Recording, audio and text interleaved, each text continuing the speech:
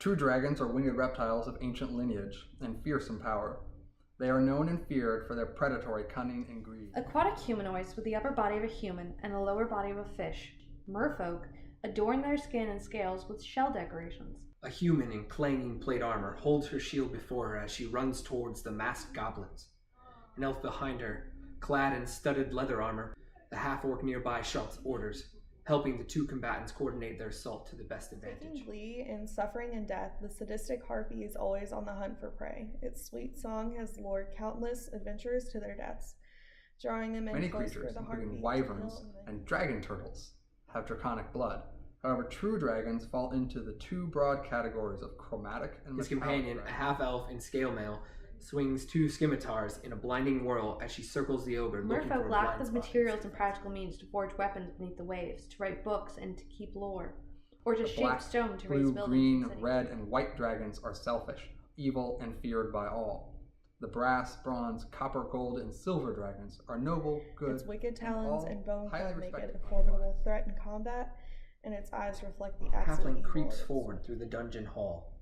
She presses an ear to the door, then pulls out a set of tools and picks the lock in the blink of an eye. All true dragons When their covet target, well, a notorious hoarding slave, mounds of coins passes and the gathering alleyway. gems, In the jewels, recon and cries magic out. items. The slaver Dragons grabs with his large skin, hoards assassins are and loath cuts to his leave throat them for before they long. make a sound.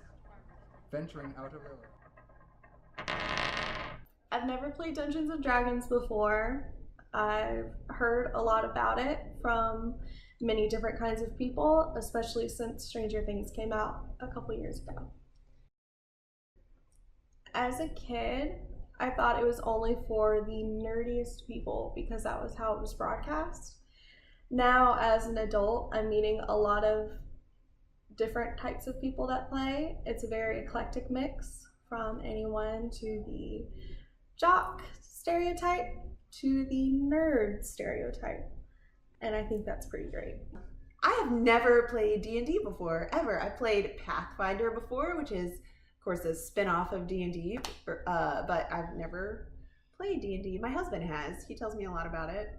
I think it's been about 2 years since my first introduction to the D&D system, and I've been playing somewhat consistently since then.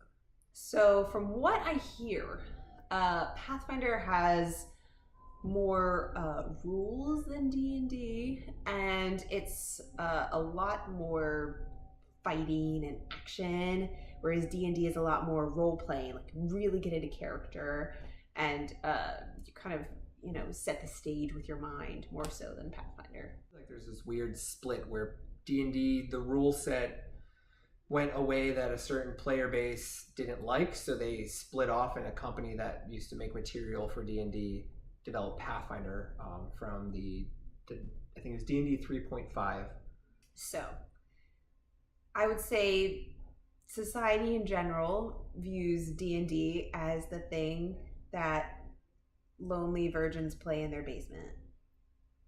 That's pretty much what most people think of it.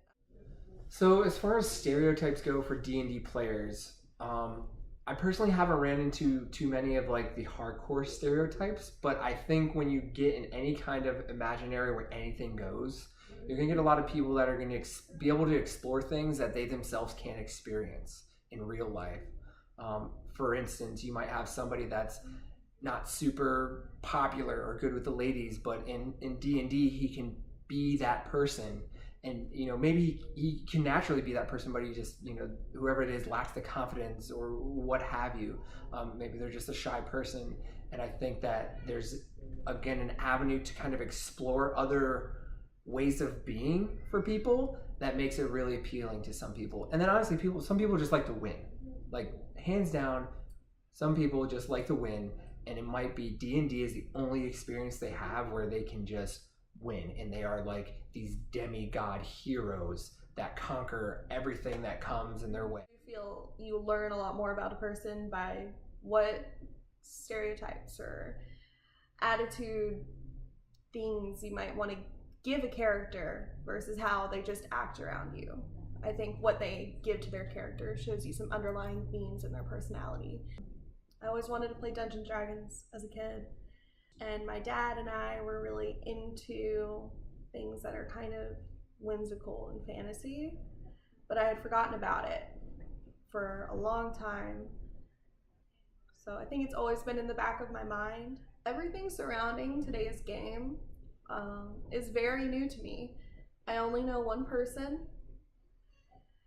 The rest are strangers, and I'm in a location I've never been to before. And I think that kind of adds to the anxiety about role-playing, because these people don't know me as myself yet, so they're only going to see this role-playing character for their first impression of me. In terms of playing with the friend that I do know, I think this is a good opportunity to get to know her better. Me and her have spoken outside of class, but we hadn't had a chance to just have fun together, and I think this is a good opportunity to do that as well and get to know that side of her. The biggest thing that kept me going with D&D from when I first started was, I think as we get older, we lose a lot of those avenues for our imaginations to kind of run wild, right? There's books and there's movies and TVs, but like those are kind of somebody else's imagination that's kind of helping yours along.